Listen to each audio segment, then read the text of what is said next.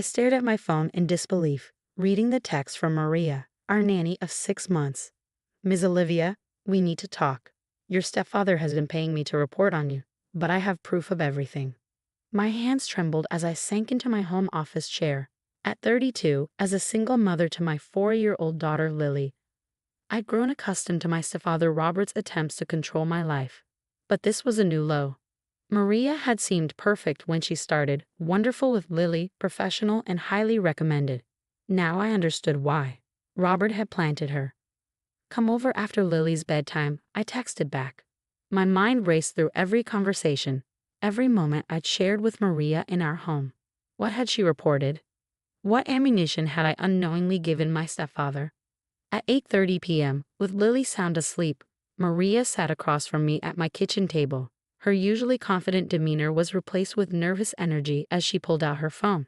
I was desperate for work when your stepfather approached me, she began, her voice low. He offered double the normal salary to be your nanny, but with conditions. I had to report everything, your schedules, conversations, visitors, anything about your dating life. And you agreed. I felt betrayed, even though I could see the guilt in her eyes. At first, yes. But then I saw what kind of man he really was. Maria placed her phone on the table. 2 weeks after I started, I began recording every meeting with him. Every phone call. Every instruction he gave me. She played the first recording. Robert's familiar voice filled my kitchen. I don't care what you have to do. Find something we can use against her. That child deserves better than a mother who works 60 hours a week. My blood boiled. I built my consulting business from nothing after my divorce, working hard to provide for Lily. Yes, I worked long hours, but I'd structured my schedule around Lily's needs. There's more, Maria continued, swiping through files. He wanted me to leave evidence of neglect, stage situations that would look bad for you. Another recording played. Leave some dishes unwashed. Make sure there's never healthy food in the fridge when the surprise inspections happen. We need to build a case. Surprise inspections, I asked. He's been sending private investigators to document your unsafe home environment. But I've been keeping my own records. Your house is always clean. Lily is well cared for, and you spend quality time with her every day. I thought about Robert, my mother's second husband, who'd entered my life when I was 12. He'd always tried to micromanage my life, believing his wealth gave him that right. When I divorced Lily's father 2 years ago, refusing Robert's demands to pursue full custody, his controlling behavior had escalated. Why are you showing me this now? I asked Maria. Because yesterday he told me his final plan. She played one last recording. Robert's voice was triumphant. The evidence is nearly complete. Next week, we file for emergency custody. With your documentation of her incompetence, the judge will have no choice. My wife and I will finally give that child the life she deserves. My heart raced. He wants to take Lily. Maria nodded. But he doesn't know I've documented everything. Every real interaction between you and Lily. Every loving moment. Every bedtime story. And most importantly, every manipulative instruction he gave me. I studied the nanny's face, seeing determination replace her earlier guilt. Why did you change your mind about helping him? Because I watched you with Lily. You're an amazing mother, Ms. Olivia. What he's doing is wrong, and I want to help you stop him. I reached for my phone, ready to call my lawyer, when a text from Robert appeared. Hope you're ready for some changes. See you in court next week. Looking at Maria, I asked, will you testify about all of this? I've already organized all the evidence. Every recording is time-stamped and backed up. He never suspected I was working against him because I kept sending him the reports he wanted. They just happened to be completely truthful about what a good mother you are. For the first time in months, I felt hope.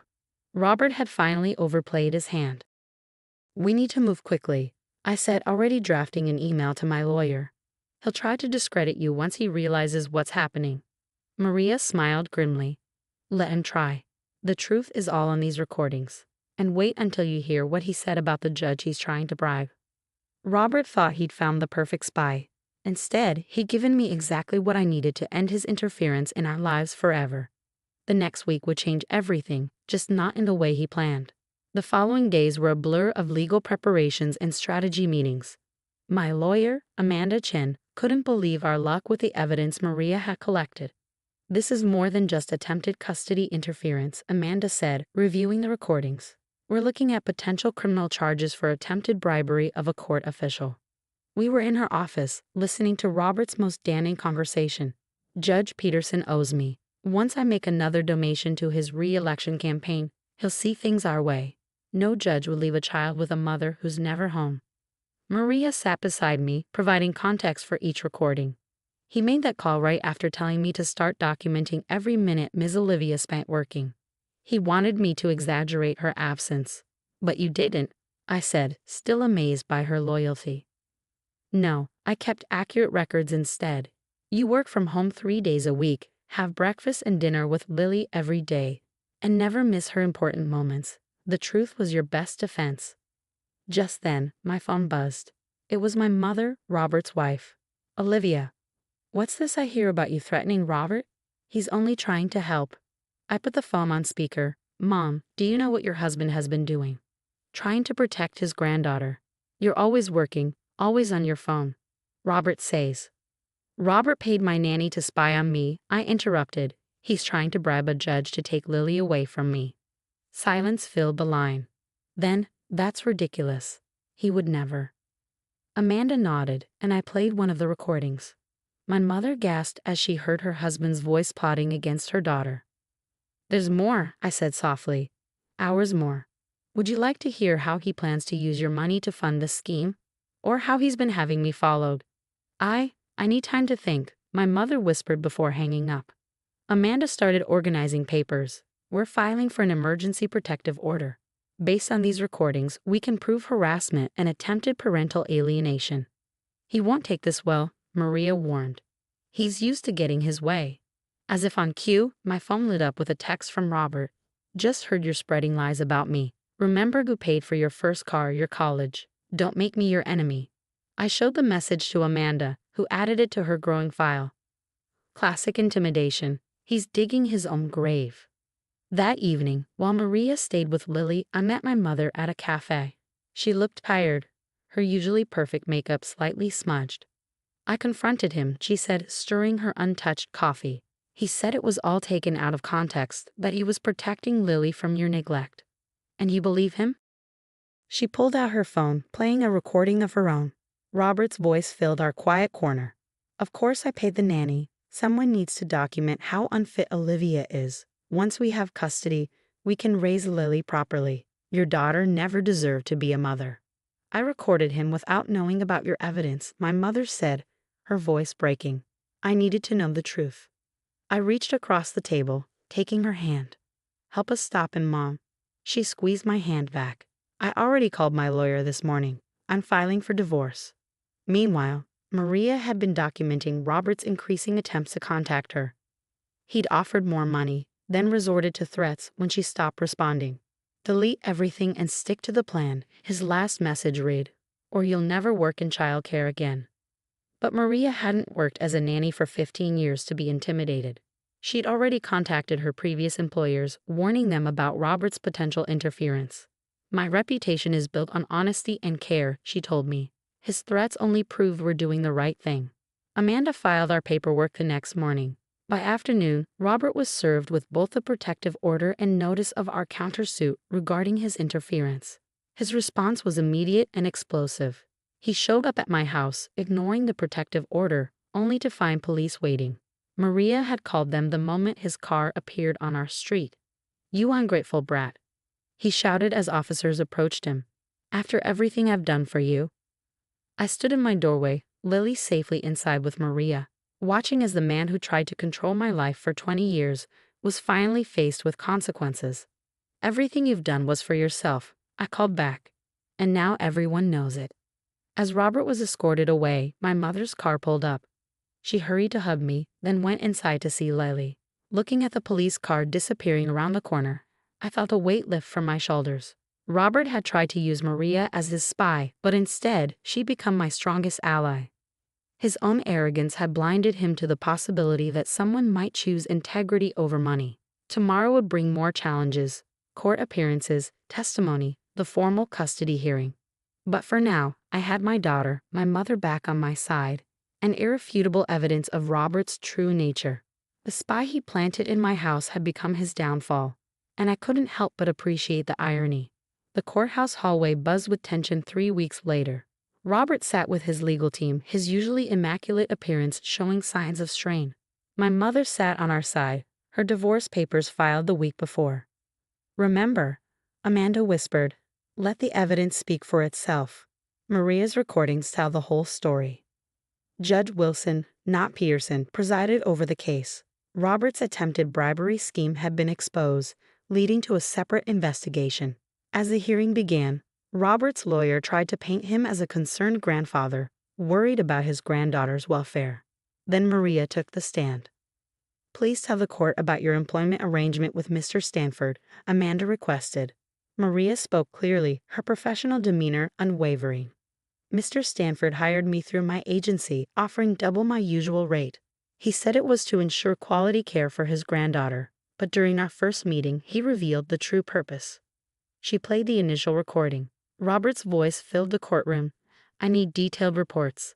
Every mistake she makes, every minute she's working instead of mothering.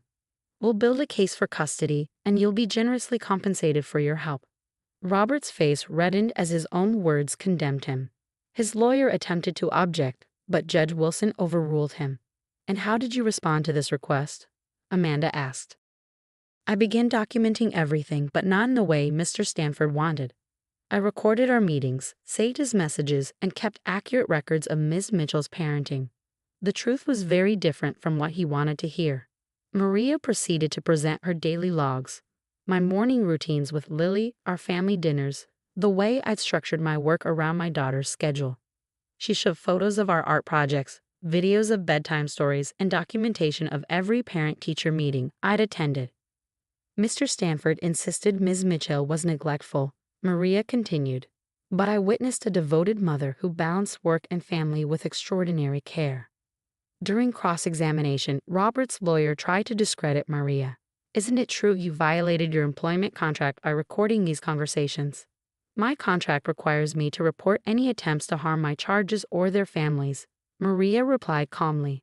"Mr. Stanford's actions posed a direct threat to Lily's well-being and family stability. I acted according to my professional ethics." When Robert took the stand, his testimony unraveled quickly. Under Amanda's questioning, he couldn't explain away his recorded conversations about bribing Judge Pearson or his instructions to fabricate evidence. "I was protecting my granddaughter," he finally exploded. "Olivia works too much. She lives in a modest house. Lily deserves better." "Better than a mother's love," Judge Wilson interrupted. "Better than stability and honest work." The judge's tone made it clear where this was heading. My mother testified last, presenting her own recordings and describing how Robert had manipulated her perception of my parenting. "I was wrong to doubt my daughter," she said, her voice thick with emotion. "Robert convinced me that his wealth and influence meant he knew best. I've never been more ashamed of my choices." Judge Wilson's ruling was decisive. Not only did she dismiss Robert's custody petition, but she also granted a permanent restraining order protecting both Lily and me. Furthermore, she referred the evidence of attempted bribery to the district attorney's office. "Mr. Stanford," she concluded, "this court finds your actions to be a disturbing abuse of power and resources. You attempted to destroy a healthy family relationship for your own control. That stops today." Outside the courthouse, Maria hugged me tightly. "It's really over," she whispered. "Will you stay on as Lily's nanny?" I asked. "I understand if you want to move on after all this." She smiled warmly. "Try to get rid of me. Lily and you are family now." My mother approached hesitantly. "The house feels too big now that Robert's gone. Maybe I could visit more often. Get to know my granddaughter properly this time." "We'd like that," I replied, watching Lily show Maria her new drawing. That evening, as Maria prepared to leave, she handed me a final recording. "I saved this one for after the trial," she said. "It's different from the others." Later, after Lily was asleep, I played it. It was a compilation of moments Maria had captured over her months with us. Lily's laughter during our dance parties, my voice reading bedtime stories, our silly songs while making breakfast. The everyday magic of our life that Robert had tried to destroy. I sent Maria a text. "Thank you for seeing the truth worth protecting." Her reply came quickly. "Thank you for showing me what real family looks like." Robert had wanted a spy to destroy my family, Instead, he'd given me an ally who helped make it stronger. As I checked on Lily one last time, I smiled at the irony. Our modest house was full of more love and loyalty than his mansion had ever known. Sometimes the best revenge isn't revenge at all. It's living well, surrounded by people who choose truth over power and love over control. Robert's perfect spy had turned out to be perfectly imperfect for his plans and perfectly perfect for ours.